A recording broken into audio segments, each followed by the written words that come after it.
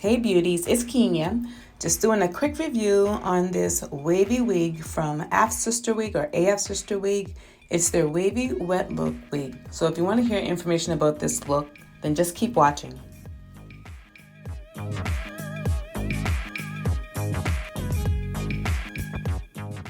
So on the inside of this wig, it has a comb on each side and one in the back. And it also has an adjustable and removable elastic band. You can adjust it to fit your head size, or you can just not use it at all if you don't need it. So this unit also is a 13 by 6. That means you can make the part back about 6 inches. It has really deep parting, which makes the units look really natural. So you can put the part either on the side or in the middle, whichever you prefer. And in the spray bottle I'm using, it's just water. There is no product in the bottle. I didn't put any product on the hair. It's mainly just water, nothing but water. But you could probably add mousse or some other curly hair product if you wanted to. But yeah, I'm just using water for now. And I love big hair. I don't usually do a wet look because for me it makes the hair can be like flat and whatever. I usually go for a big hair look or a look with body, unless it's just straight hair. But yeah, this is different for me to try a wet look, and I honestly really like the outcome. I love how it looks wet.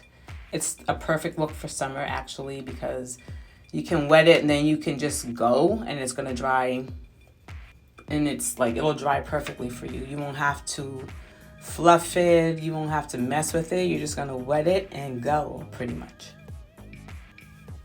And the fact that it's cut into a bob style already, you don't have to do too much maintenance. I find that curly hair is easier to maintain if it's shorter. So this has been really easy to brush through, to comb through.